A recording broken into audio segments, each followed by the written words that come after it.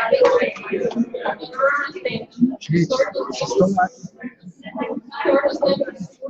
right. Welcome, everyone. Thank you very much for being here with us. Let me quickly introduce the Toronto Spirits Weekend. The TSW, the Toronto Spirits Weekend, is a biennial meeting that has been taking place since 2007, where worldwide speakers come together to facilitate workshops about the spirituals.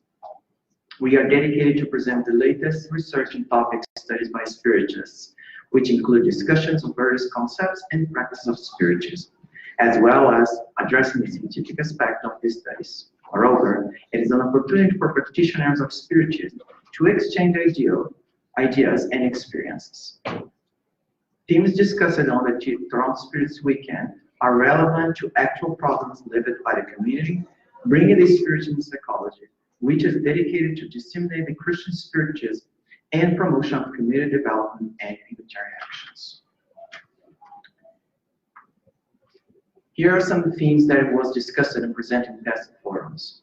In 2007, the first one, we celebrate the 150 years of the Spirit's book. In 2009, the second one, we talk about the "And Life Goes On," how, and why about communication with the spirits. 2011, mediumship, the base of concepts and practices. 2013, mental health and emotional understanding. 2015, integrated care and medical practice, a link between science and spirituality. 2017, live your life to the fullest. Once again, welcome to the 7th Toronto Spirits Weekend, which the theme is Health, the Perfect Harmony of Your Soul. In Toronto, Joanna DeAngeli Spiritual Study Group, and Toronto Spirit Society are hosting a forum to offer to participants a deeper discussion about the importance of moral, emotional, and behavioral education for a physical and spiritual healing. Our thoughts are a life force that generate emotion and feelings, which will make us to react or not. It is extremely important to understand that our conscious or unconscious daily behaviors, mental and emotional state will react in our body with profound metabolic imbalance resulting in several diseases. Actions from this life or past lives are requested to be resolved for the sake of better health. There are 5 lectures scheduled, which will be followed by a period when questions will be taken from the audience. We also have the lectures being translated to Portuguese. If anyone needs the translation, please go in the reception and we can get you the phones. Okay. This year, the Toronto Spirits Weekend brings an innovation, the TSW Kids, which will be kids from 4 to 13 years old on activity tomorrow. The main reason why the Spirits incarnates is for re-education. The childhood is the most flexible and plastic phase of the reincarnation. It is when the Spirit is more receptive. Through Gospel for Kids class, the Spirits understand better the good practice, moral laws, and achieves higher levels of spirituality forever. We hope that at the end of these 2 days of the event, each of the participants will have the rare opportunity to get to know each other more intimately. Understand that in the modern holistic therapeutic concept, the emotional states of the cellular fields are not separated by identifying metabolic disorders and the malfunctioning of the human body, confirmed by recent medical scientific studies and research. It is our pleasure to welcome you all to the 7th Toronto Spirits Weekend. We're going to have now the lecture from Marco Magalhães on the spiritual and physical pathologies of disease. But before we do that, let me quickly introduce our friend Marco. Marco is a clinician scientist and assistant professor of the Faculty of Dentistry, University of Toronto, and staff of the oral pathologist at Sunnybrook Health Science Center. With 12 years of research experience focusing on cancer and cell biology, he has made numerous contributions to our understanding of oral cancer. Dr. Marco started studying Spiritist 10 years ago, actively involved in the Mediunistic Committee activities at the Toronto Spirit Society and Cardiac Radio. It's with a great pleasure I introduce my friend, Marco Magalhães. Thank you.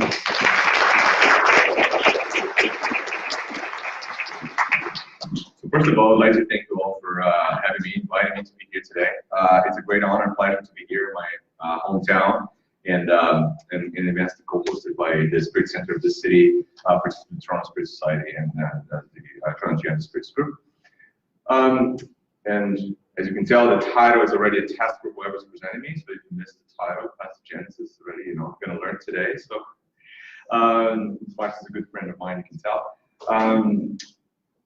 It is very important for us to understand these two concepts that are forming the basis of this disease mechanism, right? So we're looking today at pathogenesis. Basically, is the study of the pathos, which is the disease process, and genesis is the formation or creation of that disease process. So when you're looking at pathogenesis, we're actually trying to understand what are the causes and the development of a pathological disease or process, right? And the spiritual perspective out of this will be coming primarily from Kardec, and most importantly, the book of Genesis and the Spirit's book. But also, I'm going to bring it in Andrea Luis through Evolution to Worlds, and a few stories from other books that are going to be serving as a way for us to understand what's happening, right? The physical body and the spirit. Okay.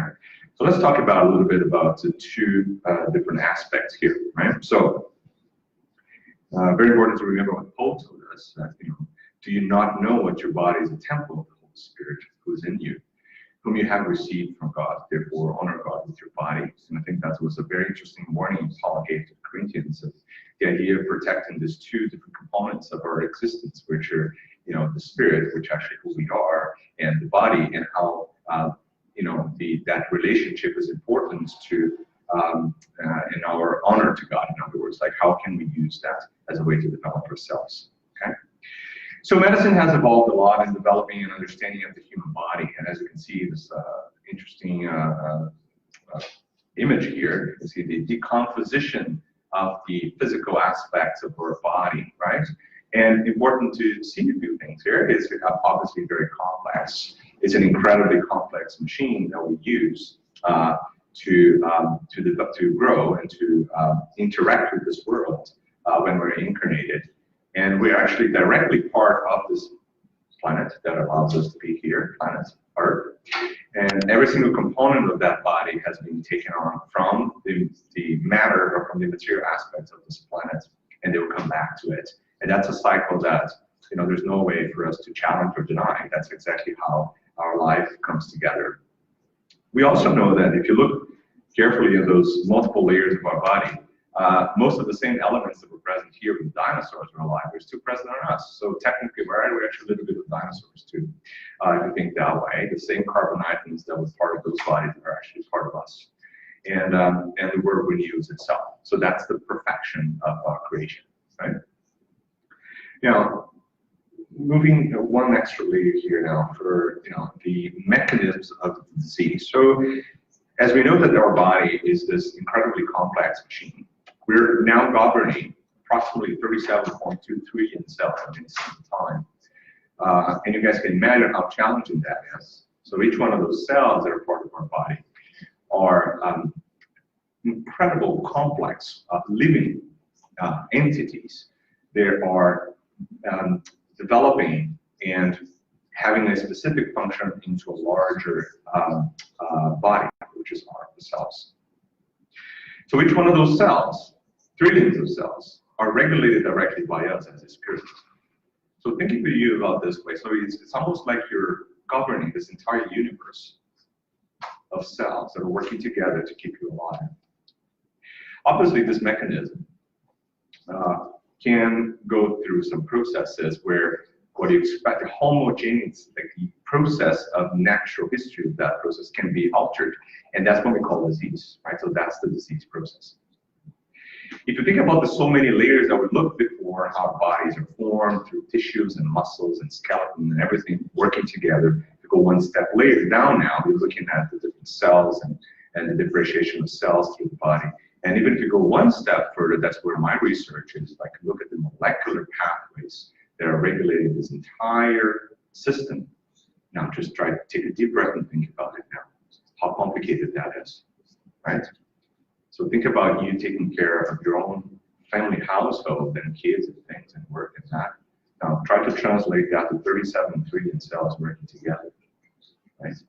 So that is really the beauty of the creation and how us as a spirit can regulate that entire process. But as you're probably thinking right now, so how do we do that? That doesn't sound something very easy to do.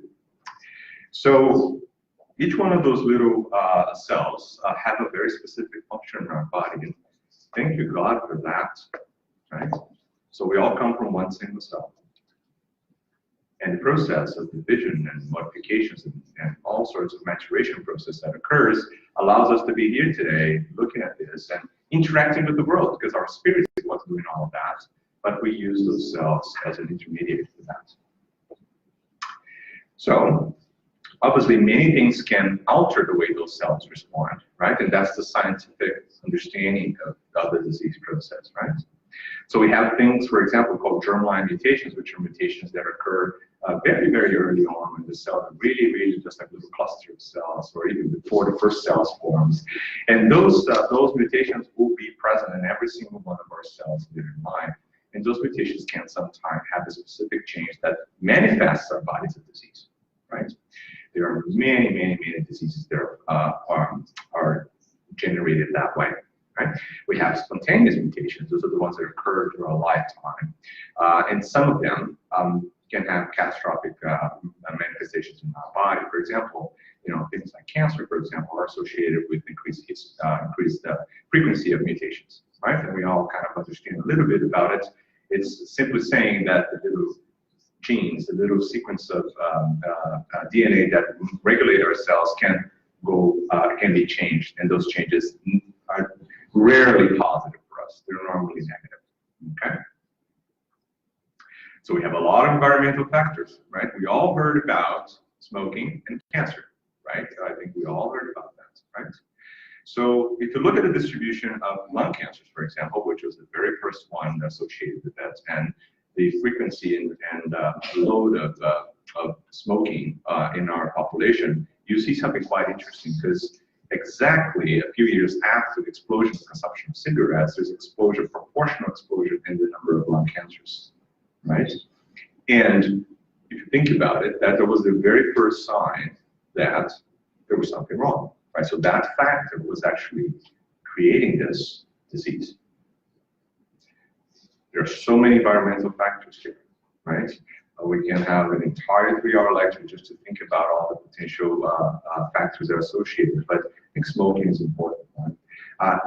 In summary, like everything you do that attenuates or decreases the ability of your body to function is somehow affected, is somehow related to a disease process, even if the disease doesn't really manifest itself, right?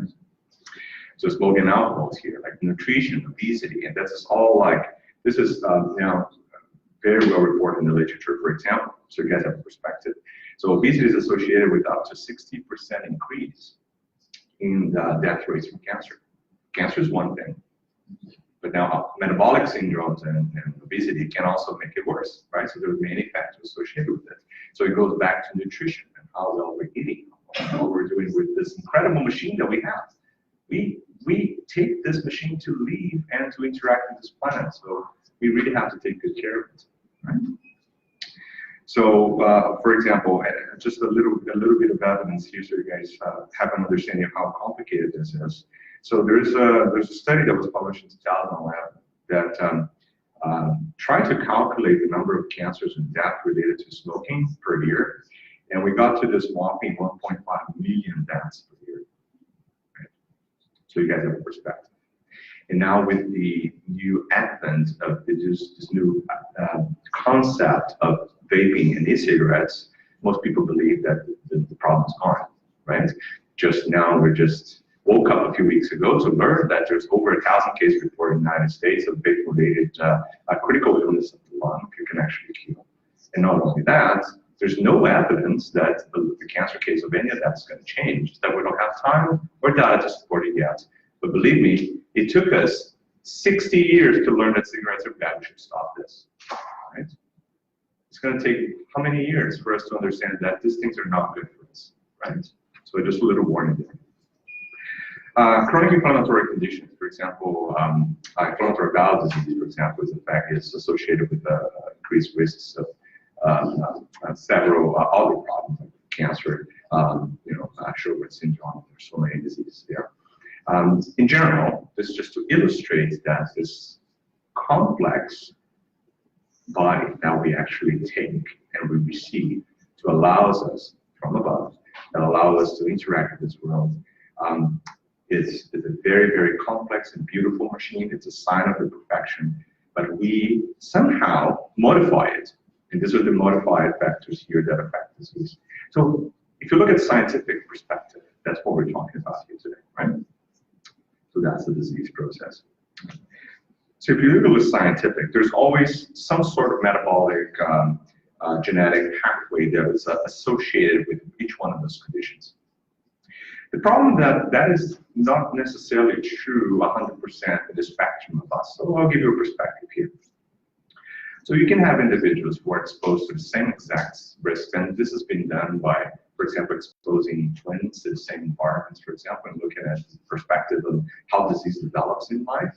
And they've shown that there's dramatic differences in one individual to another, although twins have exactly the same DNA sequence in their cells, but they come from the exact same cell. Right?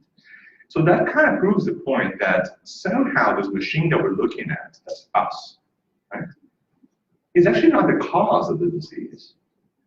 So somehow that's actually manifesting who we really are. And I think that's where the Spiritism is now, and that's why we're doing all this. And that's why Spiritism comes in and says, wait a minute, we are actually spirits. We're not bodies.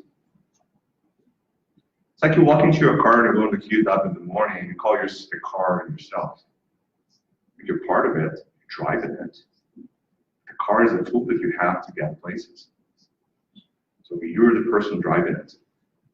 In our case, the person driving it is actually we as an eternal, immortal spirit. Now that changes everything. Because if you're now just focusing again and again and over and all these pathways and metabolism and all these changes and things that I study, right? And you're taking that and you're trying to correlate all disease process to a particular signature in the genes, that's bound to fail. Because that is not coming from the gene. The gene is manifesting the disease that is on us. Oh, but wait a minute, how's that done? Now it gets really complicated, right? Because we just add another layer to this very, very complex mechanism. Okay, let's try to get that a little bit under control. Okay, so let's look at the spiritual body. And Spiritism is not the first religious, philosophical, scientific view on the existence of some sort of perispiritual body. Sorry to disappoint the Spiritists, that we're actually not creating this. Right? We're organizing it somehow, right? And that's by the work of a Kardec. We use method. That's what we just talked about here previously. You use scientific method to combine evidence that was coming out of a place that most people wouldn't even go. Right? This is an individual that looked at a moving table and thought that that could actually bring a window into who we really are. Now think about that. It's like me coming here today, it's like, look at that plant. I'm going to look at that plant, I'm going to come up with a whole new theory about the existence of the universe. Sounds completely nuts. But he did it because through his eyes as a spirit, he was able to see that the intelligence of the existence was not necessarily bound to matter.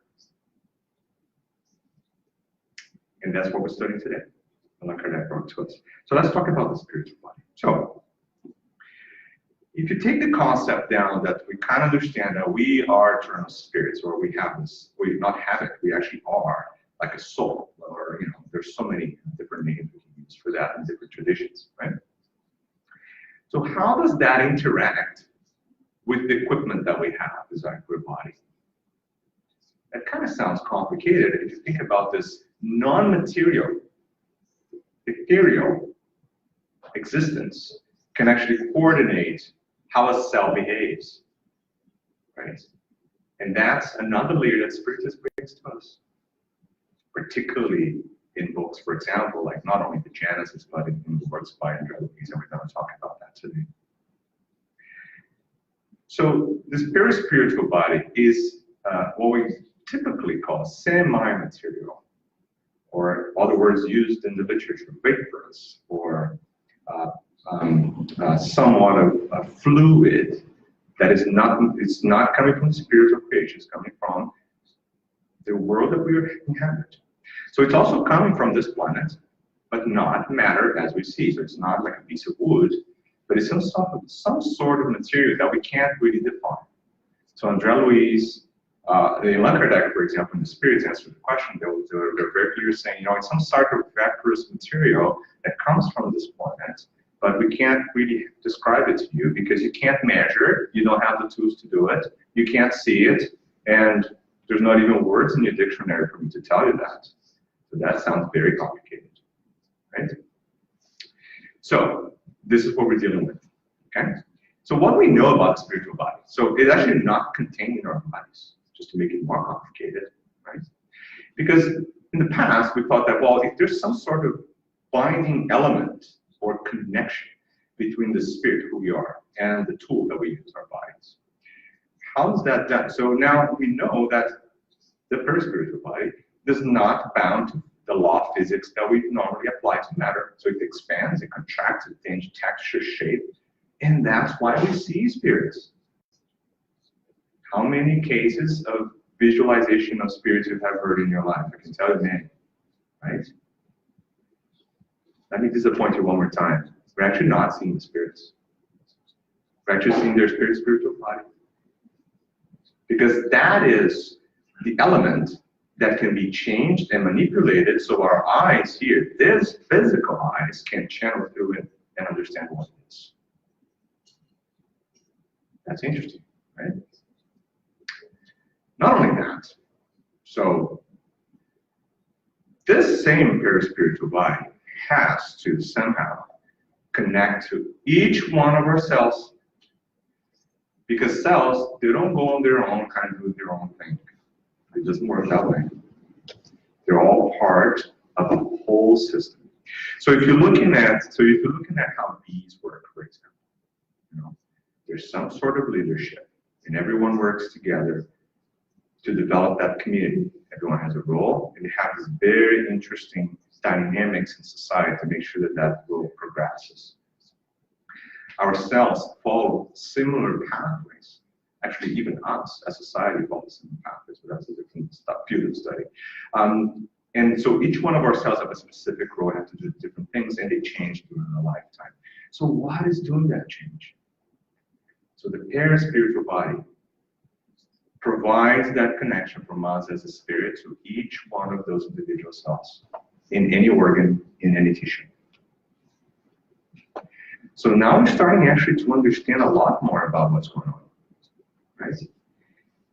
Because, then think about it. So if the perispirit is not connected to all our cells and to our spirit, if we as a spirit have a particular problem, something that we've been dealing with, right, some energies that we accumulated that were not very positive, they will manifest in our physical bodies, right? Because it's connected, it's directly connected. So particular cells and particular organs and particular tissues will tell us who we are, the disease process that we still carry, right? And that's what we, in this universe here that we live, call disease. So what we call disease is the manifestation of who we really are through our spirit, through our spirit, and in our physical body. So we can see it, we can measure it, right? So if someone has a problem, if you go to the doctor, So the doctor will look at it, they'll do imaging tests, right? They'll measure, they'll test it, blood tests, and they'll give you parameters that'll say, you know, you have this particular type of disease here, right here. What they're doing is actually measuring the physical body, right? They're looking at the physical body. But what is actually that disease process is something a lot deeper in. That's us. And that connection, my friends, that is where Spiritism gives us the information so we can be here talking about it today. Okay? Let's look at that in more detail.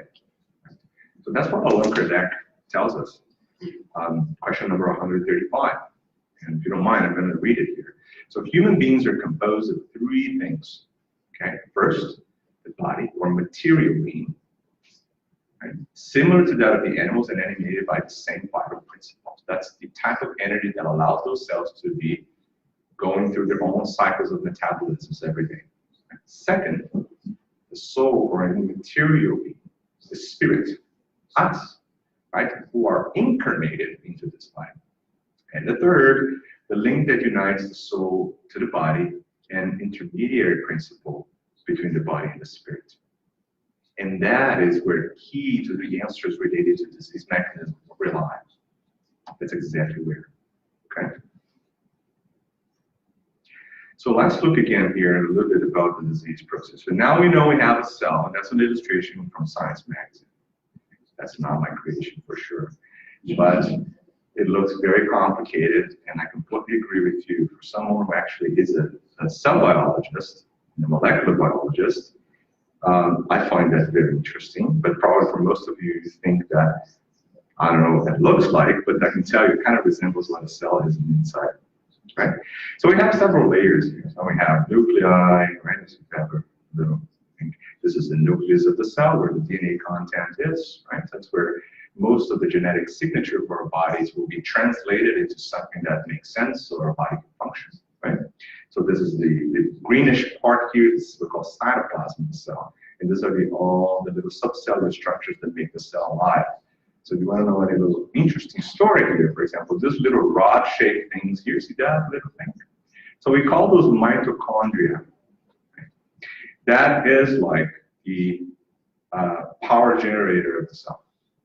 So if you look into this system, believe it or not, you can learn from this a lot about our own civilization, like how we ran. It's a different topic, but we'll talk about that one day. So mitochondria, believe it or not, it's supposed to be an integration of another species into our own cell. Like they have their own mechanics, they have their own little content DNA on them, which is slightly different from ours. And they're embedded into the cell. And now that's another way that we think evolution worked, is that, you know, that whatever that was before got incorporated into a cell, and that allowed the cell to survive with a high metabolic rate because it generates its own sequence of energy inside the cell. So that's kind of an interesting story about that. And what you see there on the side is like this little ghostly shape. It's like, I don't know how to draw a spirit because there's no shape to it, right? So you see all this interesting kind of yellow floating things and white and blue and something that kind of floats in the wind. That's actually, none of that makes sense because realistically, we don't even know how it looks like because, you know, none of our capacity is able to understand that, right? But see, there's now a little bit of the DNA sequence there. Don't worry too much about that. But then, there you go. So now comes, this is something that's a little bit more solid than that. It's like that we call that a perispirit, that now directly connects each one of those cells to who we are, right? And that is the basis of all we're talking about here today. Okay. Now, from a spiritual perspective now, that's what I'm going to, this is what we talked about physically, but on a spiritual perspective, I'm going to bring to you something from the book, Evolution in Two Worlds, chapter number 5. So this is what Andrea is going to talk to us about the cells. So they're articulated in multiple forms. I'm just reading from the book, okay? Adapting to their functions in the manifestation vehicle of the creature, us, that temporarily segregates them in the form of intelligent electromagnetic parts. So it's like a little intelligent part. Okay? In super intelligent electromagnetic machine, which is us, spirit, okay? Medium with the mathematical precision that appeals to the mind, resembling in a way in the organism, like millions of little things or atoms, like harmoniously making up strings of a piano. Ah, look at this. Strings of piano. Do you guys know how a piano works? Probably you guys know, right? So probably you're going to say that, well, you're going to hit something here, the key, right? The key is going to hammer something back there in the string, and that will make sound. And I agree with you. But the whole process started a little bit earlier because you as a spirit have to think about it. It has to send a message to your spiritual body, which is connected to some of the sources of energy that connect both your spiritual body to your body, right? So in that one, the corona one that connects your brain. So your spirit, through your spiritual body, connects to your brain. Your brain translates that into electromagnetic energy that runs through your neurons. Your neurons run all the way through your arm, connect to your muscles in your finger, and then your muscles in the finger decide that they have to contract, and then you hit the key. That's a little bit more complicated, right? So if you're like me and I have no idea how to play the piano, or maybe I know a little bit, but not really. I don't consider myself a player. So I'm gonna hit things completely random, and I'm not gonna make sound out of it, right? But if you're a really pianist, like you don't think too much about it, so you can actually transform that in some type of music that makes us all entertained. So in our bodies, that's exactly the same thing that's happening. So if the cells are not working in harmony, connected through this network of connections all the way to the spirit, and if the end result of that is not a beautiful melody, we're sick. Do you guys see the parallel? So that is where the disease health mechanism starts to connect again between all the layers of our souls, of who we are. Okay. So again, in Evolution of Two Worlds, there's another passage here that I think is interesting, right?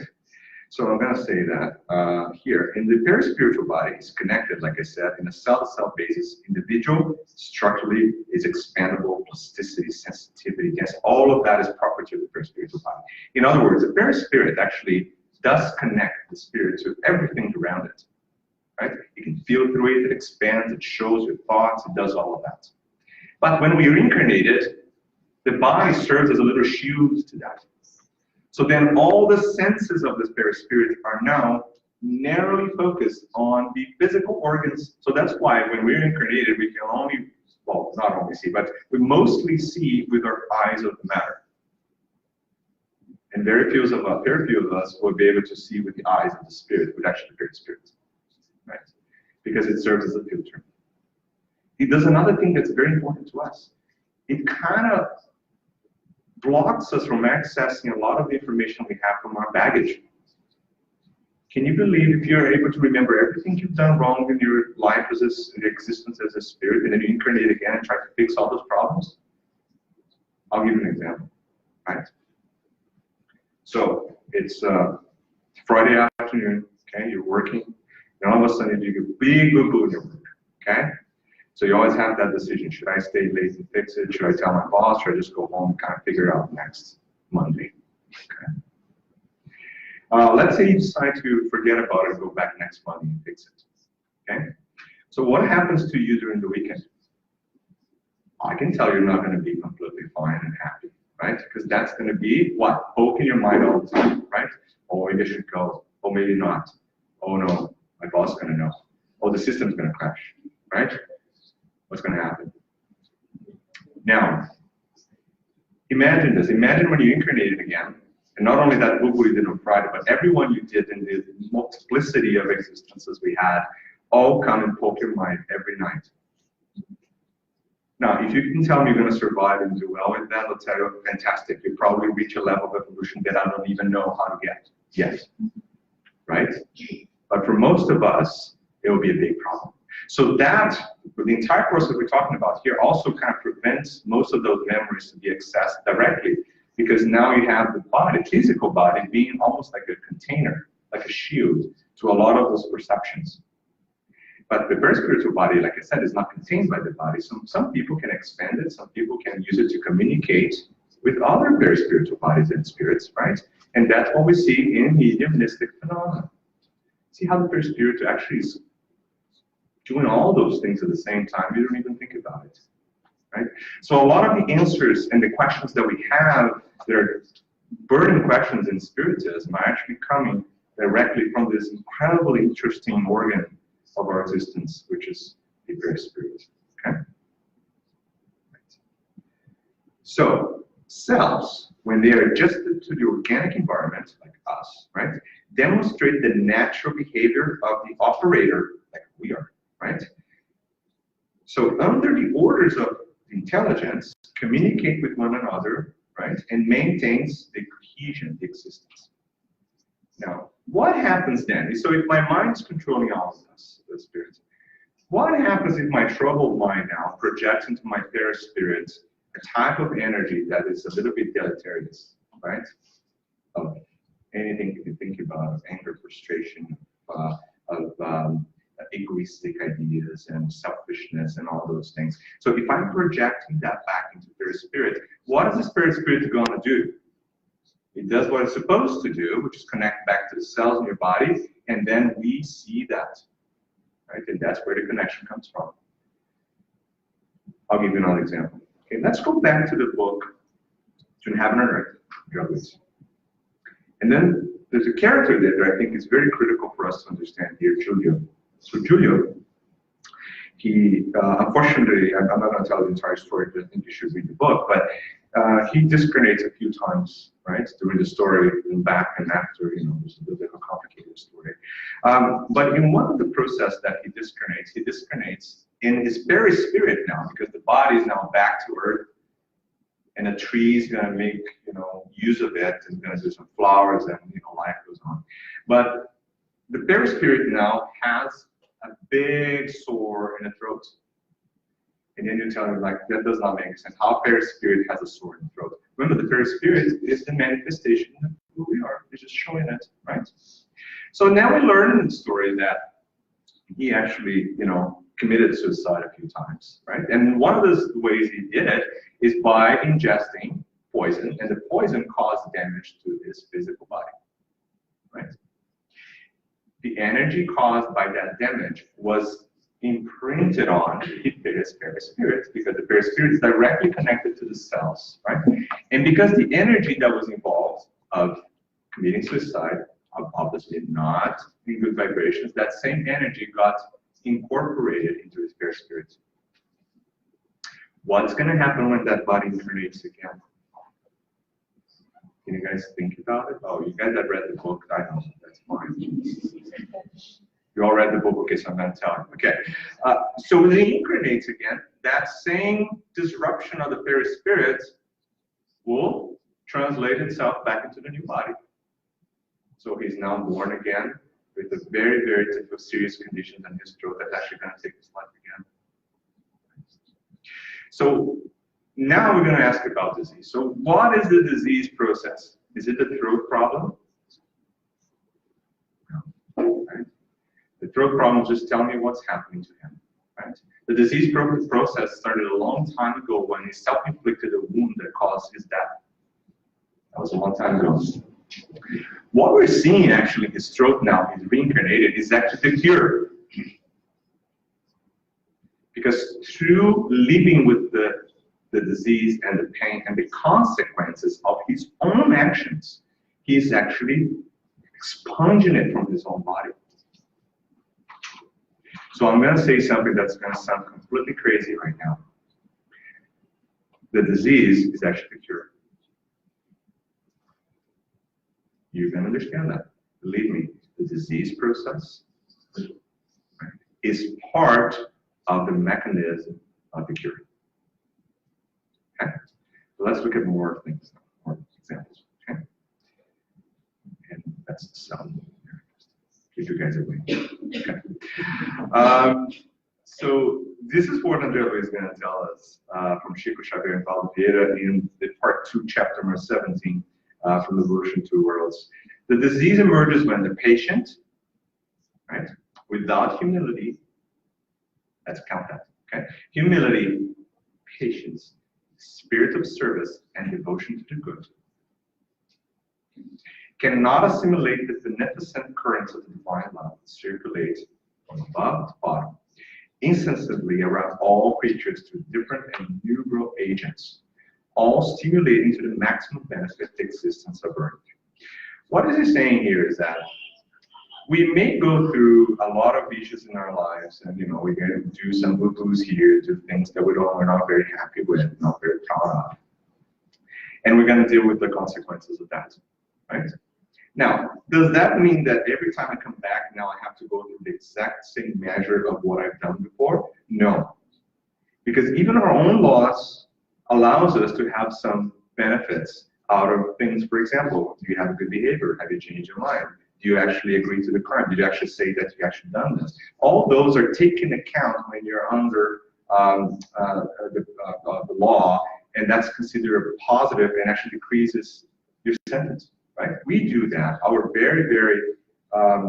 our near copy of the divine laws, which have a lot of defects, we understand that. So divine laws are perfect. So if they are perfect, it means that if we do good things and we change, we don't have to go through always the same thing.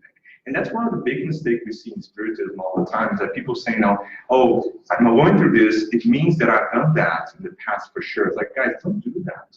That's the worst waste of time that you can probably do. Why do we have this necessity of know what we've done before? Why don't you know what you're going to do now? Because if you know you have a problem, let's work on it, right? Trying to find the reasons why you have this is a completely waste of your time and energy. Okay, and what Andrea is saying here, like, if you have the humility of understanding that, yes, we're not perfect, we do a few things that are wrong, right? Maybe more than a few times, maybe. If you have the patience to go through the consequences of the things that you've done, if you put into practice the spirit of service, which is the basis of Spiritism, without charity, there's no salvation. There's nothing more perfect than that. Charity means that it's the love in action. So the action of loving, or putting to service, a spirit of service and devotion to do good, right, is what eventually is going to take you to the pathway of purity. Because you're going to obviously receive what you ask in your prayers all the time. So here, I'll give you a live representation of us praying, okay? So this is what I say, dear God, a lot of things, help me go through this moment, right? I really need your help, and you're almighty. Please help me again, because I'm in a lot of trouble, right? Okay, thank you. And then I go out. What do? I just finished praying, right? Did I change? Did I do anything good? Did I put my humility in practice? Did I actually help someone? Did I do anything positive? So I'm actually blocking the only answer that I asked for. That's completely nonsense. So it's like Marcio talking to me. Marco, I need help, a lot of help in doing this. And then he turns around and goes away and does the same thing. And I'm like, I don't know what you're talking about. And you're like, I'm going to help you. And then he runs. That's what we do. That's what Andrea is saying here. If we don't open the channels to connect with the above, not God, listen, God is like sending love to us through eternity, a gazillion amount of it. And we're like always like hiding away from it. And then we go there and ask for it and hide again. Like, that doesn't work, right? So that's what Andrea is saying, like part of the process that we're talking about, okay? So what else Andrea tells us, which I think is incredibly interesting, and I had to do a diagram for this one because it may be a little bit complex to get in the first place, okay? What is the exact mechanism of disease? And that's the question, right, that we have. Same chapter, okay? This is what Andrea is going to say to us. Almost all of the disease process of them appear as secondary phenomena. So it's a phenomenon situation that occurs over the zones of unhealthy predisposition. Where's the unhealthy predisposition coming from? From the us, from us as a spirit, right? From what we've done. It may be that because I've overconsumed alcohol in the past life, damaged my liver incorporated all the negative energies that were generated by that act, and then that imprinted my very spiritual body, and then when I came in this life this time, I have liver cancer. That's possible, right? And that's what we normally all of us think about. It doesn't mean it always happens, but but it's possible, right? So those are the areas of unhealthy predisposition, okay? That we form in our own body by the imbalance of our mental forces, right? So what we do actually, that's the representation of the body. We generate little ruptures of lack of continuity in the point of interaction between the perispiritual body and the physical vehicle. It's like almost like this. Like think about the perispiritual body and the physical body tightly connected cell by cell on a normal basis. Sometimes we open up these little wounds because of the energy that vibrates with their spirit. It just does this partial disconnection of that energy. So remember that we talked about the cells, how they have to be tightly regulated. So to be tightly regulated, they have to be managed. It's like, let's say you have a company that has like 100,000 employees, okay?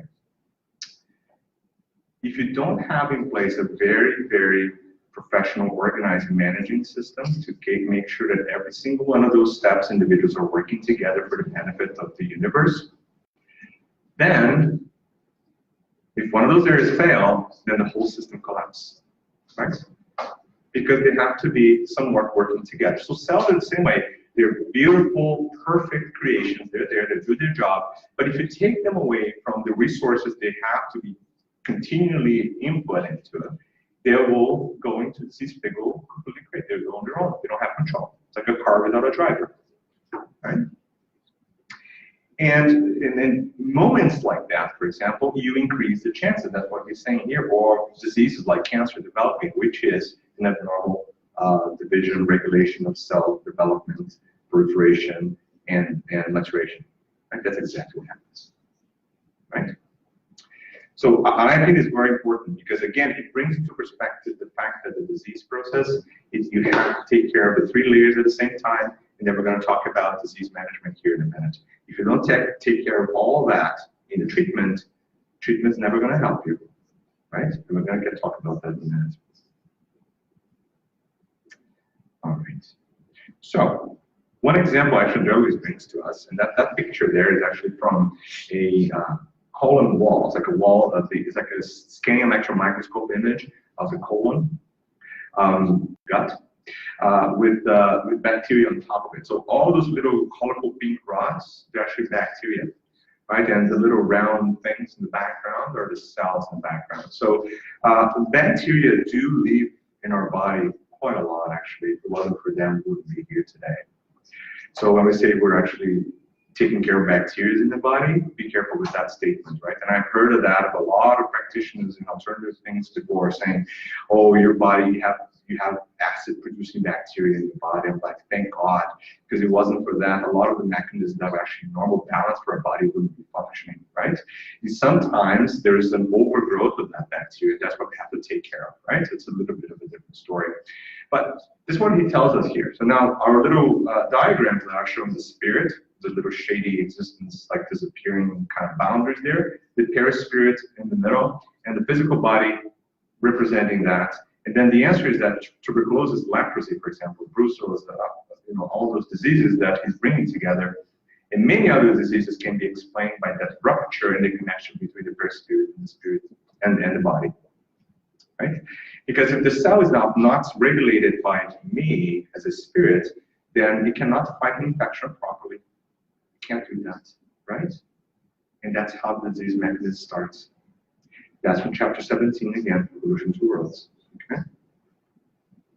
So let's look at that now in a more organized way before you guys say, well, what are you talking about? I don't understand. I lost 5 slides ago. So let's go back and put it all back together. Okay. So in the mechanism of the disease, you start with, you incarnated here. That's a kind of representation of us and the 3 layers of our existence. We always do a few things in our existence that can provide some type of damage to the perispirit. So the perispirit will be absorbing the energies and the actions that we do, right? So if we live a positive, happy life and serve others, we accumulate a lot of positive things. If we don't do that, we accumulate some negative things, and that will be taken when we disconnect. So this little stage here now, we don't have a body anymore. The yellow kind of orangey thing is the body. So here we are, perispirit and spirit, when we're discarnated. See, our little problems continue, right? They're not going to go away. That's who we are. When we come back, right? So we're going to be exposed to that same energy again, and disease processes can occur, but they're always influenced by with our own thoughts, right? And how we deal with that. So, for example, congenital mutations, acquired mutations that can occur live increase the risk of developing disease. It doesn't mean that you're going to have that disease, okay? So there are a few things that we call modifiers, and that's what I'm going to focus on. Modifiers in disease are genetic or factors, any genetic factors, metabolic factors, that or environmental factors that can decrease the risks of genetic processes occur, right? For example, they can make it worse or can make it better. For example, if a patient has rheumatoid arthritis, there's a higher risk of developing cardiovascular disease. Some studies have shown that, right? So that's a disease modifier. In other words, one thing influences the other one. But the positive also works. So if I have type 2 diabetes and I develop a modification in my diet, exercise, and all those things, then there's a positive modification of the disease process, and then I may not even need treatment, right? Because I can control that process. So these disease modifiers are very important, and we know them very well in the literature of medical science. But there are disease modifiers in the spiritual world. Yes. I know you can think about that, right? So what do we just learn about Kardec, and let's go back to Jesus. So what are they telling us? It's like, you know, you really want to move on and evolve morally and spiritually, you have to do that by helping others, by, you know, living a life that follows the law of love, right? So what is he saying? That is a modification process here. So if I have done something, right, and I've imprinted all those changes into who I am as a spirit, if I apply on, and I've been trained for that, I prepare for that, I come out for this world and say, I'm going to do this, okay? I'm going to do this, I'm going to help, I'm going to go to Spirit Center, I'm going to learn how to do lectures, I'm going to be here and present this, right? Let's say. And then I can actually modify the process that I'm carrying, and I may never have that disease, right? And again, that's where Spiritism is bringing such a lot of information for us, because that's the consolation part of the process.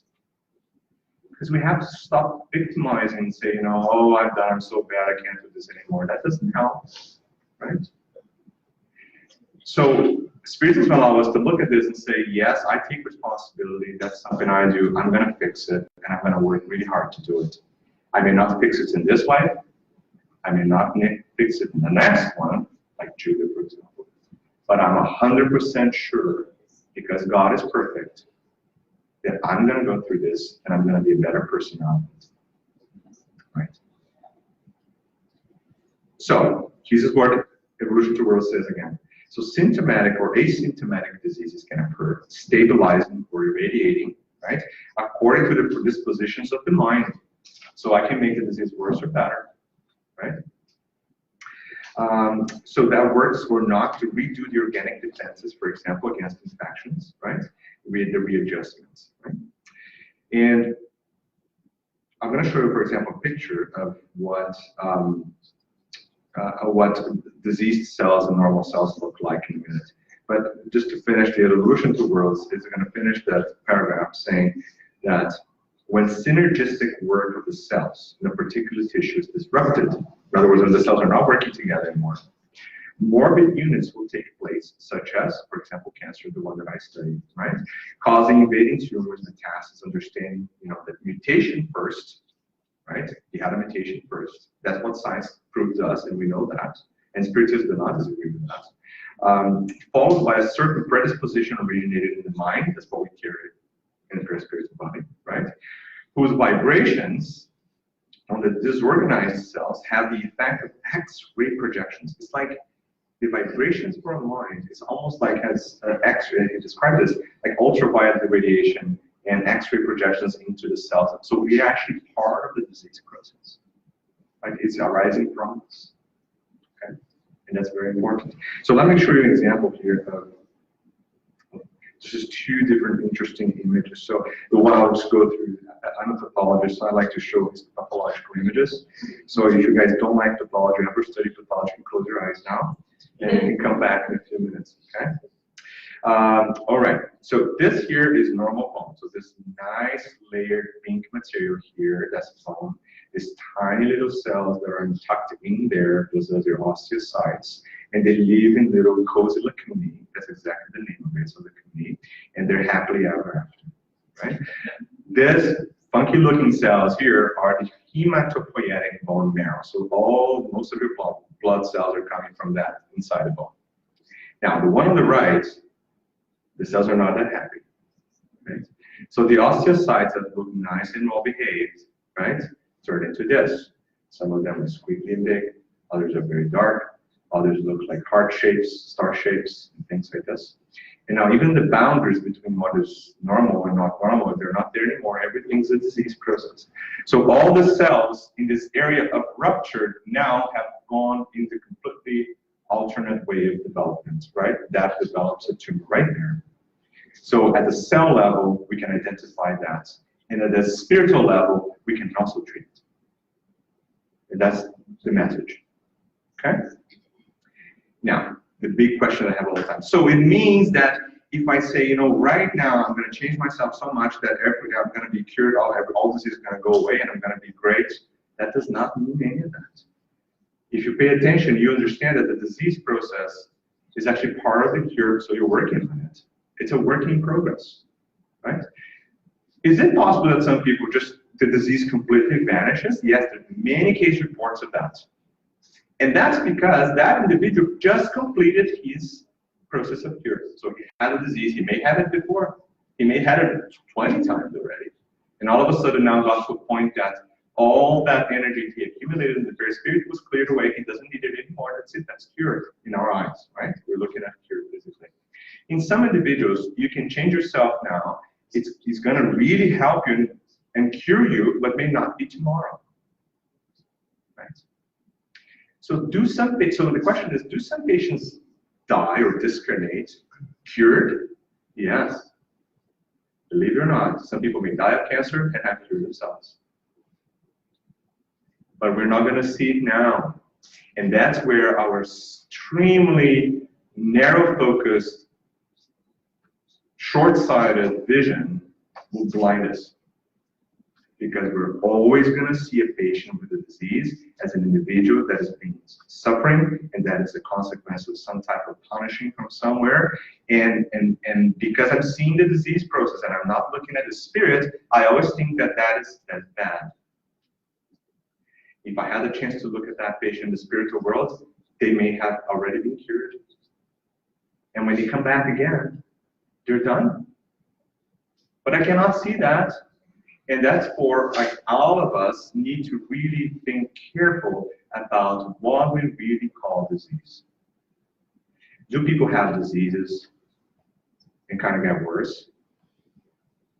It's possible, right? Because, believe me, when we discarnate, we go up there in the spiritual world and we say to ourselves, like, listen, I discarnated because of this, you know, through sorrows and things, you know. It's not like me that probably went to the abysms and kind of was swimming in the mud of the dark ages until I decided to come back from there. But, you know, eventually, sometime, then we're going to get out of there and say, okay, I'm going to change. So we go to school in the spiritual world. Yes, we do. We go to university, we go to school, right?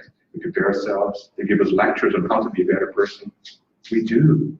And then we know what to do. We're going to sign this little contract, say, me, Marco, I'm going to come back, and I'm going to devote my life to Spiritism because I've done so many bad things before.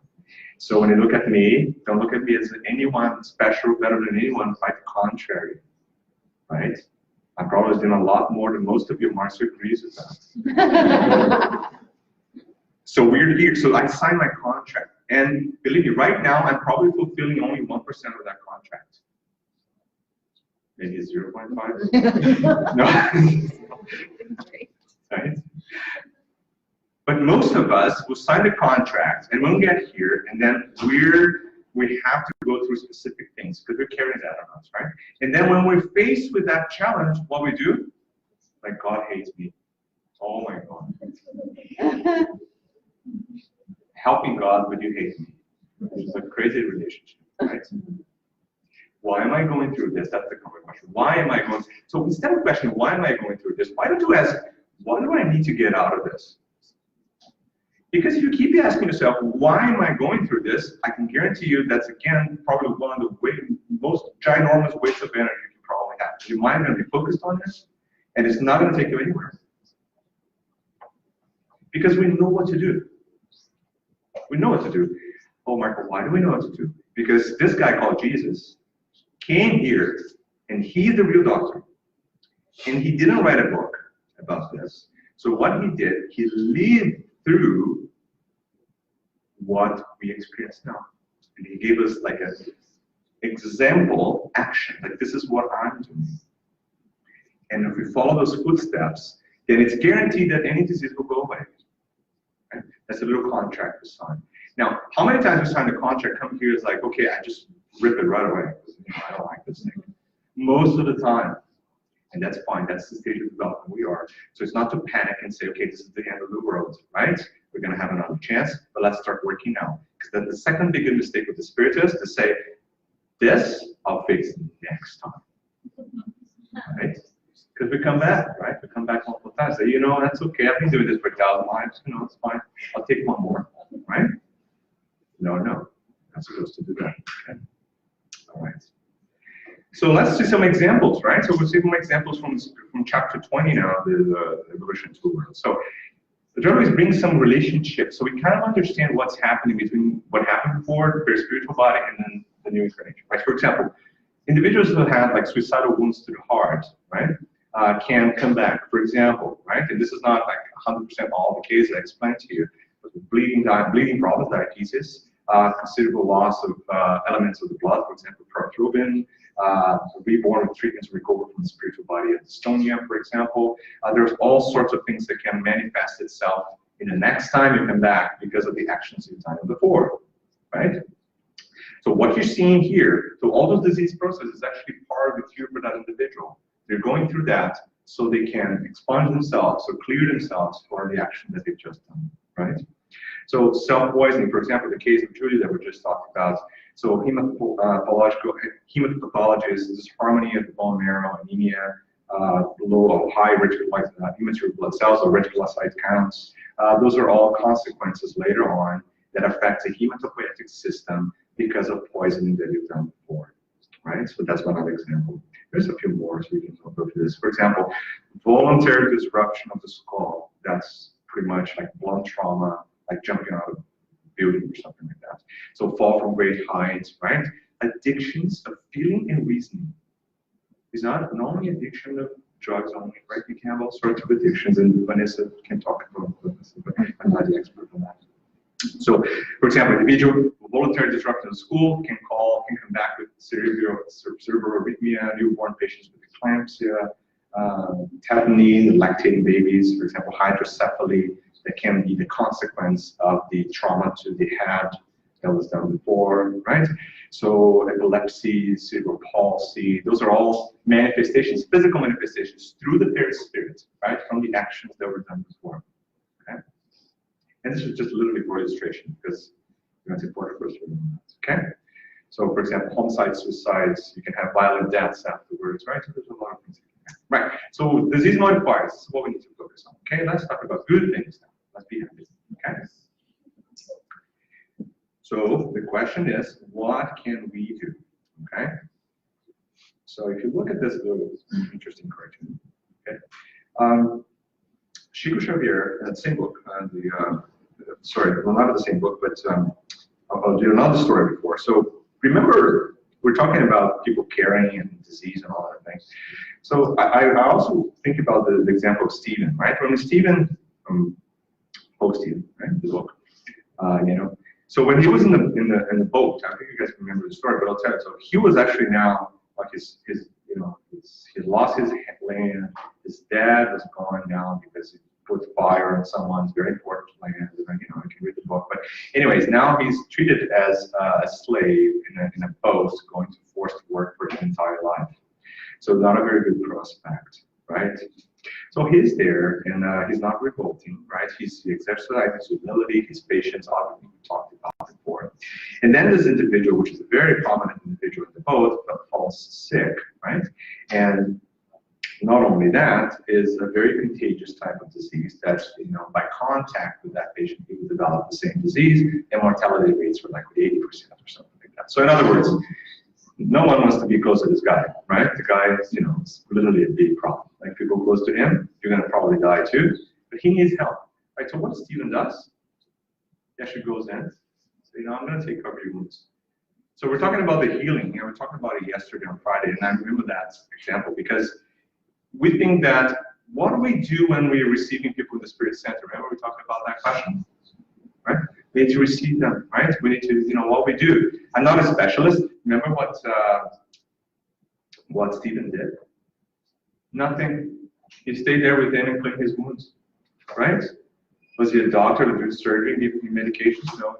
He was caring with his heart, right? He was doing that, right? So he's doing something that was fixing himself too. Because when we do those loving actions, actually, we're modifying who we are. And then we transform this little red cloud here, and we'll be a happy face again. Studies have shown that individuals who go through a lot of stress are prone sometimes to develop this empathy and start to altruistic behaviors afterwards. So you're going through a hard time, you may actually be triggered to help others in worse conditions, right? And it's commonly seen that individuals who do that do a lot better in their own disease. So, and there's so many studies now that have shown that anyone, like for example, someone in a nursing home that's taking care of another one, for example, the individuals who are giving away love are the ones that are receiving more. They're the ones that do better in almost every criteria we have. Even animals do that. You want to know an example? There's this paper 2010 by Choi et al. He was looking at cancer models in animals. So he was injecting this animal, like a lab animal, with tumor cells, and the tumor will grow, right? It's a classic approach for us studying tumor behavior. But he did something quite interesting. So instead of keeping the animals in like a shoebox case, plastic case, box that would normally where they live, in this type of animals, he decided to create this 1 meter by 1 meter square meter cage. And the cage had like the water bath, trampolines, and stuff. You know, there's all sorts of plays and things for the animal to have some fun, right? So it was a very nice environment. Can you guess what happened? The tumor, 80% of the tumors were, these tumors were smaller by an average of 80% in the animals that have some happy life. And what we do to ourselves when we have a disease, we go to the shoebox cage and we cry, right? Asking for help at the same time. We're blocking the help and asking for help at the same time, which can be quite catastrophic anyways. But the studies have shown, so another study, animals that were participating in a study, this is a rat, and if you don't have lab experience, a rat actually quite amazing animals. They recognize you, they bind to you, you know, it's like a little dog almost. So these animals were Marshall's looking like, don't call them rats, it's just like, this is too much, that's fine. So so the study is like they're giving these animals a very high sugar content feed, right, to develop diabetes. And one of the test groups, the experimental group, in other words, the group that had the highest amount of sugar, for some reason failed. So their study was chaotic because everything was working pretty well the way they expected, except one group, that this group did not show the outcome that they were obviously waiting for. So their positive control was done. So the study really comes like not published. Right?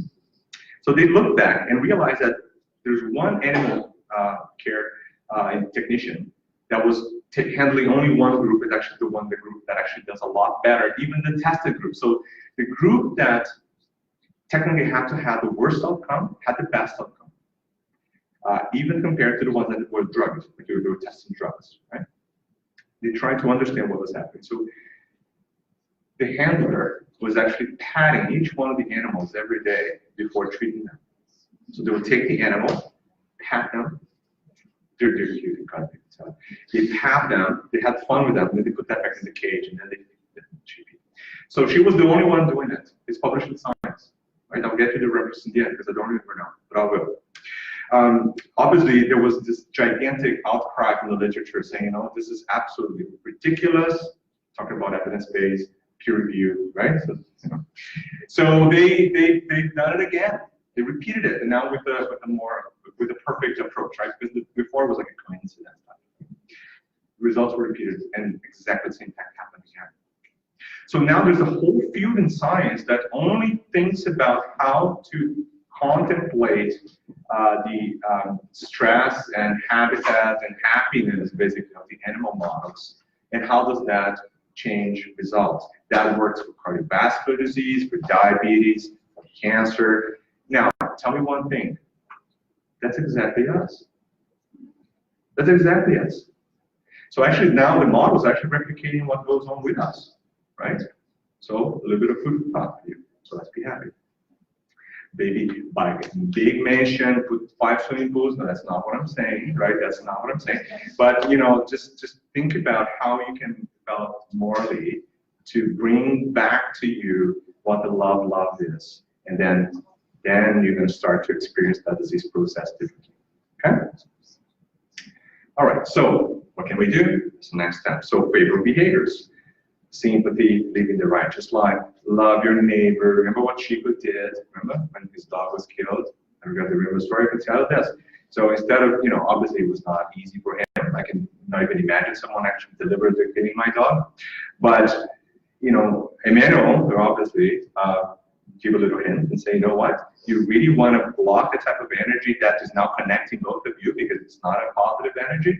Find out what she likes the most, your neighbor, and just get it to her. And that's the act of loving will be the solution for the problem. That's exactly what happened. So he worked really hard for that. And he bought the swim machine. He gave the swim machine to the neighbor. And he could describe the look of that individual, the energy that was connecting them negatively just fading away right away. Okay? That is cure. Right? That is a mechanism of cure. Okay? Love yourself too, right? Because we talked about that. So when you have a disease process, don't do like the little lab animals that go back to this little small cage and kind of hide away in the corner and complain with God because you're not treated fairly. Because actually quite the opposite is true. Like we're receiving every single one of chances to do better every single second. And if you can remember that and do not mistrust God, because I can guarantee you He's perfect, right? Or he or she eats, like the way we can't really tell exactly how to categorize it, but you know, God is really behind us all the time, in us, behind us, right? So kind of connected to the creation, right? It's creative thoughts. And finalizing here, so charity and love, that's the message that we learned in Spiritism. Support for others creates protection for ourselves, which is why the principles of Jesus, uprooting from us animality and pride, vanity, greed, cruelty, avarice, right? And exhorting us to simplicity, humility, fraternity without limits, right? Of course. Fraternity without limits, and to unconditional forgiveness. Establish the perfect immunology in our inner life. So you want to fight disease, I can tell you there's a recipe for that. Right? Strengthening the power of the mind, self-defense against all the destructive and degrading elements that surround us. Chapter 4. Oh, but Marco, does that mean that now I'm going to just say no to every single allotherapy-approved therapies? No, that's not what it's saying here. Right? Because if someone has a disease that is treatable and it's evidence-based proof that it's going to work, the treatment works in most of the time, and if you deny treatment for that, you're going to have consequences, right? Medicine is not bad. Medicine is also created by God. Like everything's created by God, right? So it's very important that we keep that in mind, okay? So I'm just going to give you my little line in the end here so you guys can read a little bit more about it, right? There's an interesting review by Lucchetti and Marleni that were published in 2011 that reviews systematic review of numerous publications on all different alternative therapies, complementary spiritist therapy. And I think it's an interesting review because they found very interesting associations. For example, just one of the examples here, many papers that are looking at prayer versus better health outcomes. There's a lot of publications in that with different quality of the papers, but some of them are actually quite good. And remember this, disease is a part of the process of cure. Okay, thank you very much.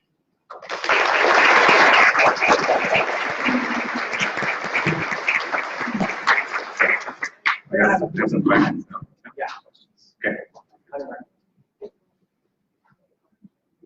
Is there any question? My eyebrows like blowing my.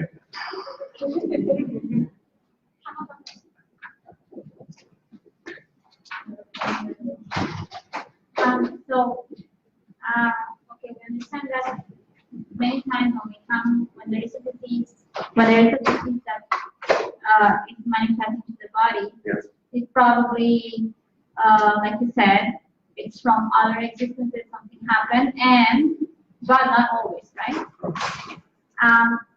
I understand in the cancer, usually cancer manifests mostly at older ages, not when you are born. So It depends on the cancer, yes. yeah, of course, yeah, okay. But many of them, right? So how can we, like, how can I get the idea how would that manifest, like after, like it's not like something that was imprinted in your spirit before, because it only manifested on when you're 40 or something like that. So, Yeah. or yeah. That's an excellent question. I'm going to repeat it just in case you guys didn't hear. So if things are coming from previous existence, let's say, so why does some disease only develop later in life, right? That's a great question because it just is a great example of how those changes are predisposition, right? Those are changes that are not necessarily bound to a specific disease, right? So there are a lot of factors that interfere the development of disease. And in many cases, you know, what you go through in your own life can be mitigating the effect of some of those changes, right? So there are many reported examples of individuals that are coming with a particular devastating type of disease. They change themselves through their own existence now. Instead of having, like, you know, born without 2 limbs, for example, they'll have like a little pain in the knee, right? Because that was the alleviating factor. And then, so there's a combination of, you know, previous existences and how they will change metabolism of the cells that starts that disease process. That may take a long time to develop. And then modifiers, like what are you doing? In a way, like the environment, what are you drinking, taking, doing, whatever. Like how is that interfering with the disease process, right? And how have you changed yourself as a modifier, right? That's a spiritual modifier. Right? All of those are combined to give you the end result of the disease. So some individuals may not have the disease. Some individuals will develop a lesser disease later in time. Some of them were going to be born with a catastrophic type of disease. And that really depends on numerous variables. Right? So in cancer, for example, is a great example because, you know, a lot of cancers that occur later in life, they're not germline, they're not coming from mutations that occur early on in life. They're spontaneous mutations that occur through lifetime. And those mutations are certainly changed based on how your spirit and spiritual body interact, or your physical body interact, right? And that may take many years to develop. So we have these random processes that are going to, like, one cell developing into cancer. Because cancer itself is an extraordinarily complicated disease, right? So our bodies are constantly fighting off mutations in that cell, with cancer, and all sorts of things. Because otherwise, we all have cancer right now, we're all doomed, right? So our immune system, our bodies are just self-correcting, right? And then what happens is that the predisposition that you're carrying may, for example, alter the self-correction mechanism that allows your cancer to be at bay. And all of a sudden, you start developing a disease process, right? So as you can see, just to kind of give a perspective, a timeline, right? So it doesn't mean that one thing that happens here will immediately correlate to something immediately after that. There are several modification factors that are in place, right? Both physically, environmentally, and spiritually, right? And that's why some disease process can only occur later or may never happen, right? In many cases.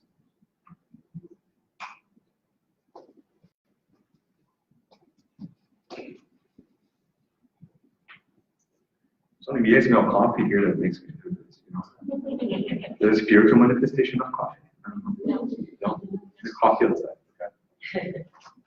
I'm just trying to really kind of connect with, Yes. so I'm really clear of understanding this. There was a lot of example in the physical development of illness. Yes. What is also the relation to the mental health? Because Fantastic. Yes. So that is a great question. So when we're looking at, I agree with you. Most of the examples that we have are physical changes to a group of cells, tissue, and organs, right? When we're talking about mental health, there's another layer in there that is also mediated through the perispirit, but now is actually reflecting directly on the spirit, as a spirit, how we as a spirit process information, right? And how that connection to the brain occurs. So in that layer, there are physical aspects. So there are physical changes to the working of the brain itself, like how the messages are coming from and to the brain cells, for example, that can impede the ability of the spirit to manifest itself completely in the body. That can cause some problems. There are traumas that are incorporated in you as a spirit because of situations that occurred in the past, that those traumas will be now represented in the way your brain functions through the perispirit, right? And that will increase the risk of developing certain mental health problems, right? And obviously, again, even for that type of disease, there are modifier factors all the time. They're going to be pushing you to have a more prominent manifestation of disease, or less prominent, or may not have the disease at all. But in mental health status, again, there's a physical component of the brain. So some of them, for example, are related to levels of certain hormones or message or function of neurons, specifically in parts of the brain, right? And that is directly because of the perispirit, right? Because where the perispirit is connecting through one of those cells, if certain parts, let's say the frontal cortex is not developed because the perispirit in that area carries an energy or some type of imprint information, that the frontal cortex is not now developed enough. So that spirit now has to go through a process where the spirit cannot self-regulate well, right? If the spirit cannot self-regulate its existence incarnated, that is actually quite problematic because it will manifest as a mental health problem, right? And not only that, it will be traumatizing to the spirit because the spirit has consciousness of that. So we know that we could do better, but we can't because now the frontal cortex is not responding to my comments, right? So that is where mental health problems start sometimes. Now, the possibilities are almost endless, right? But it's also very similar mechanisms, we think that way. Okay. Yes.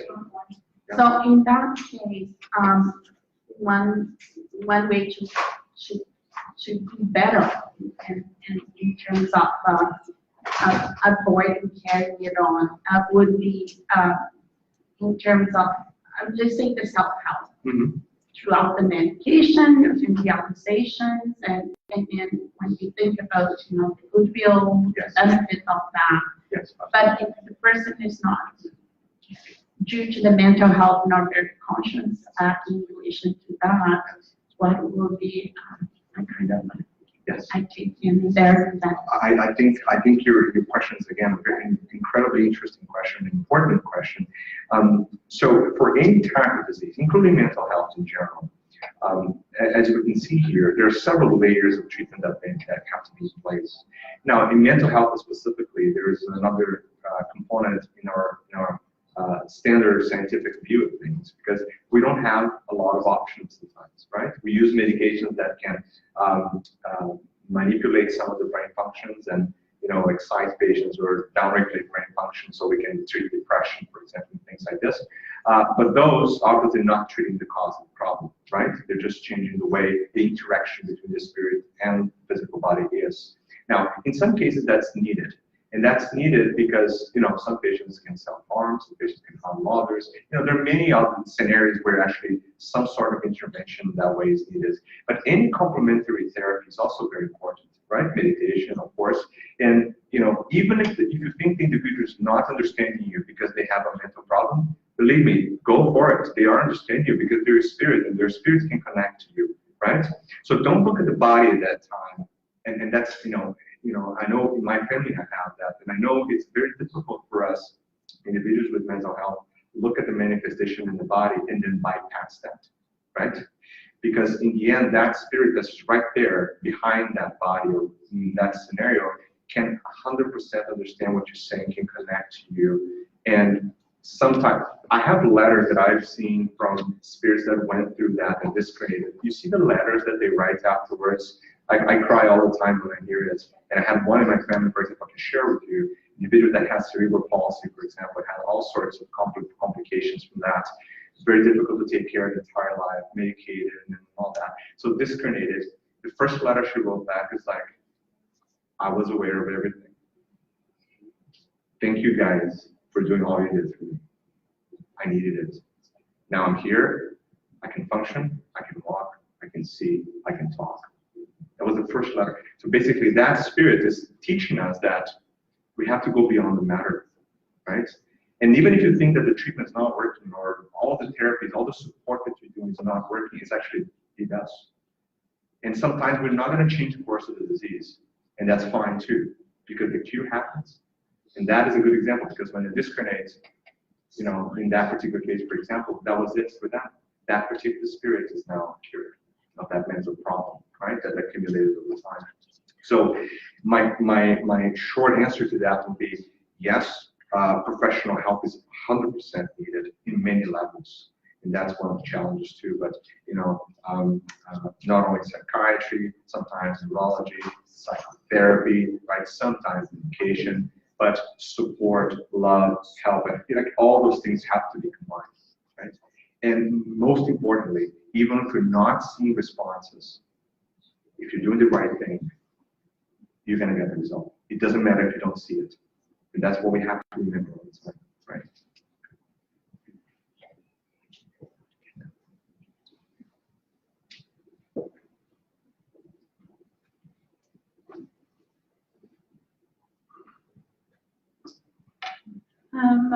As a healthcare professional, have you ever experienced having a patient which you could look into the spiritual side of it and then assisting this person? Let's say talking about spiritism or looking to your emotions, your thoughts, and you had that experience. What was the outcome? Thank you for the question. So just so you guys understand, like, have you ever experienced in practice a scenario where you could do that, right? To treat not only the body, but that, I would say that every day. That's pretty much it. Like every day, I can actually, help somehow in that level. Now, the beauty of the Spiritist is that, Spiritist teaches us like very early on that you don't have to put a banner on top of your head and say, hey, I'm a Spiritist, follow me on Instagram. Right? Maybe. Facebook, no.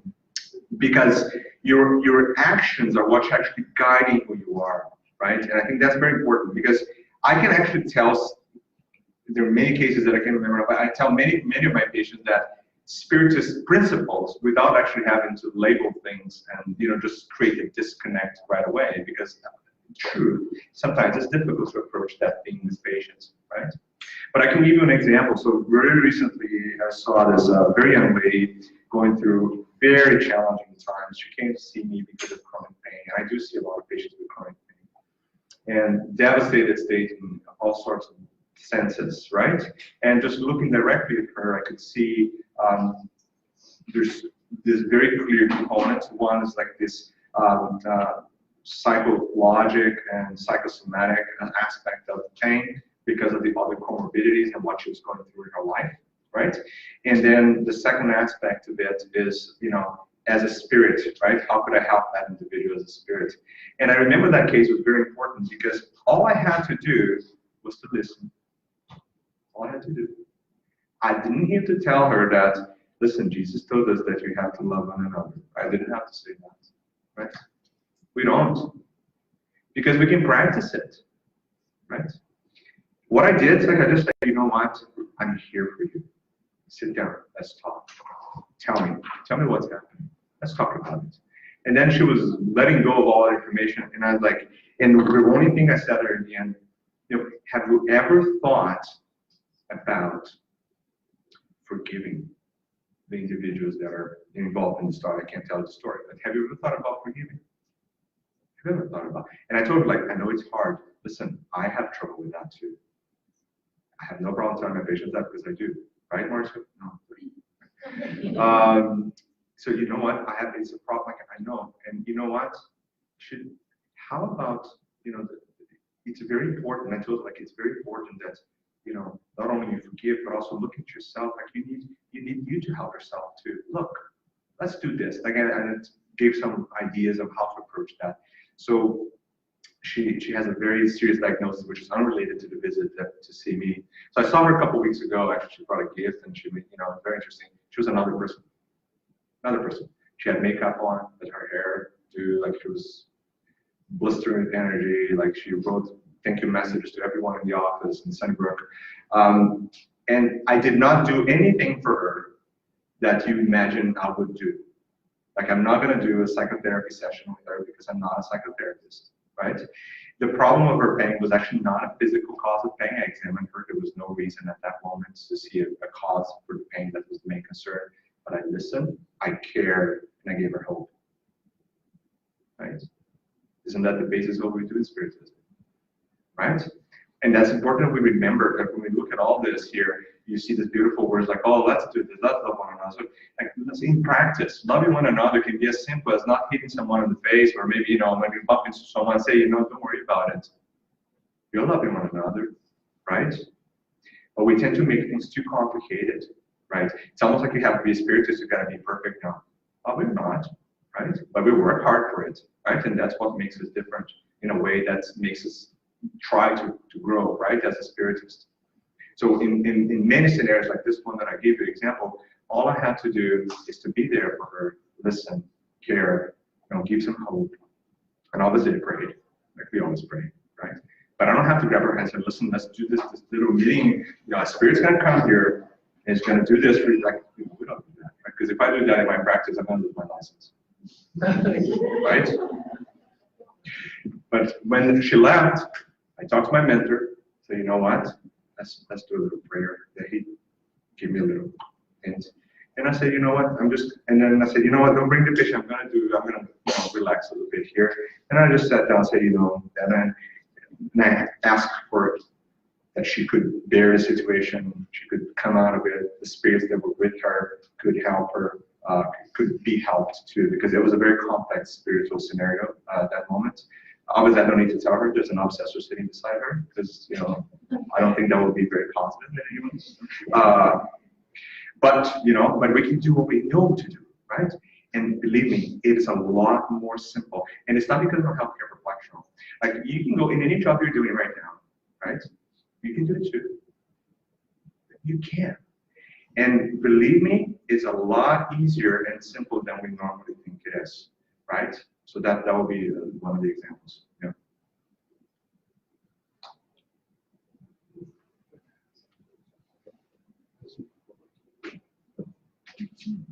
Thank you.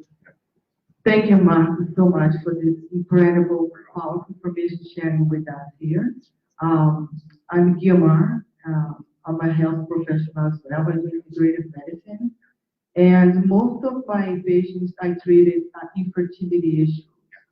So women that are going through a lot of stress, physically, mentally, you name it, trying to conceive with that concept that, yes, I can do this, my body has the healing ability to do it, but yes, I cannot conceive.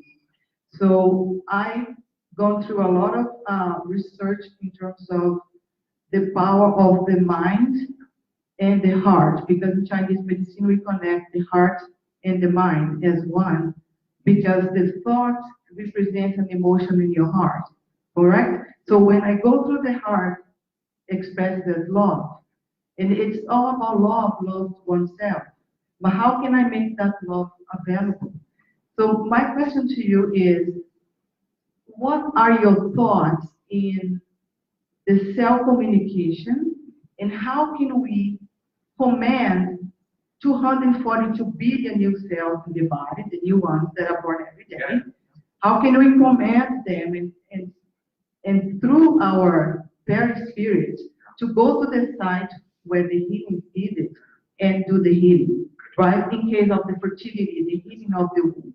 That's the first question. Second one is just about how is the spiritual view of wound and stagnation of chi energy in the womb that prevents women from conceiving due to probably abortion or past life experience that they are now able or interested in healing themselves.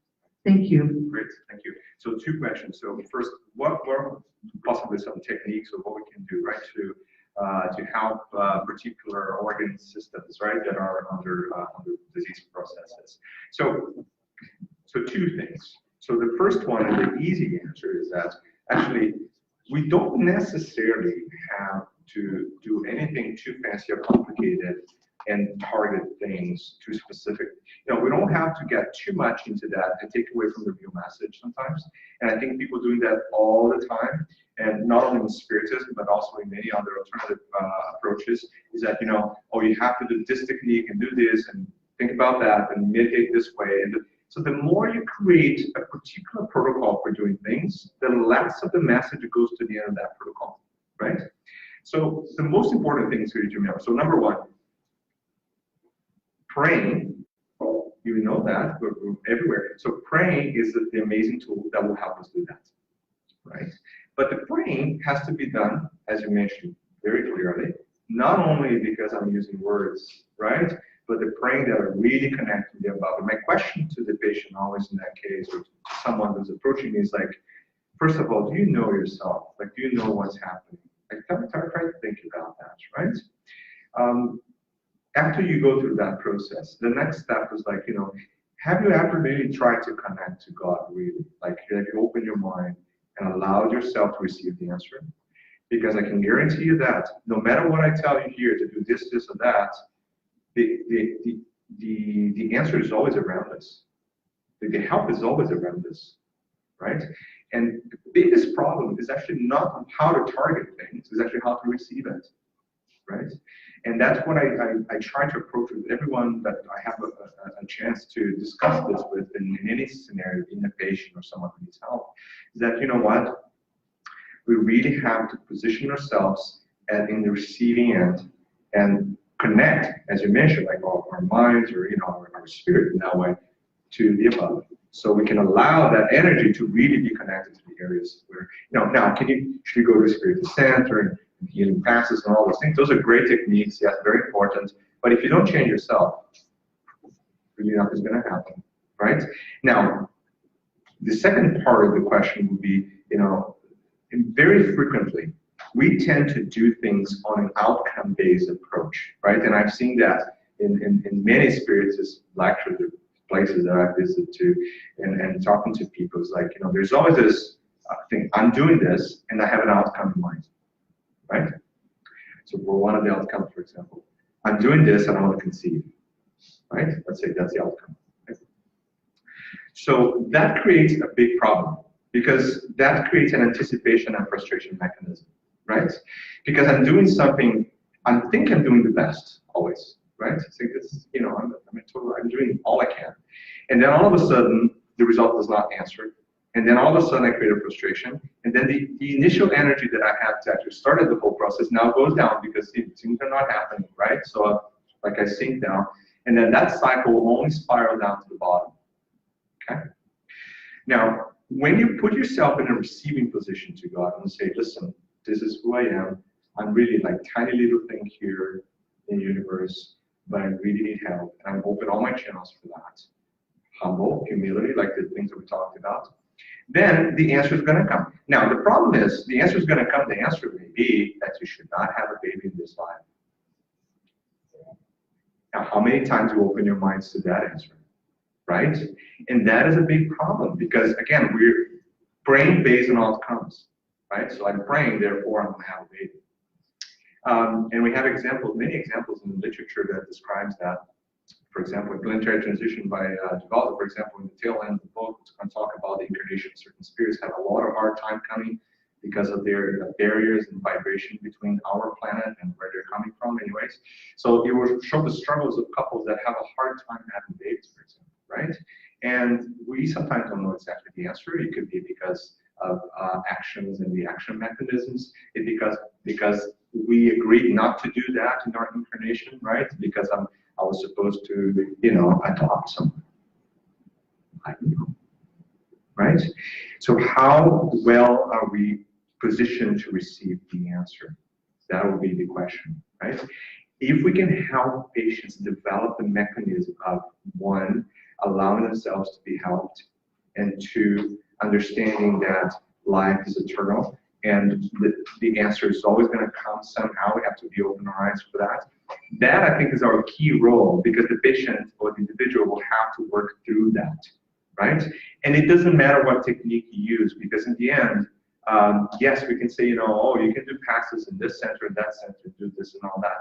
But if things are not supposed to go that way, you can do passes your entire life. You can flip doing passes and nothing's going to happen, right? Because the passes are not magic, right? They're just helping channel some sort of energy to specific parts, like a transfusion, right? But if you're doing a transfusion to a patient who has no blood, like, you're not going to help. Like, you can do that all day, right? You help a tiny little bit. Maybe you help them refocus the energy that they need to a specific spot, right? But you have to position self into a receiving position with humility and reconnect to the greater, right? That will be key. And be ready to receive the answer, which may be nobody, no, right? Or maybe different than we expect. And then comes to the ego, and that's a different story that I'm not a specialist on. Maybe because maybe I know too much about it. But it's hard to get hard to go through that, right? So. Thank you so much, Marco.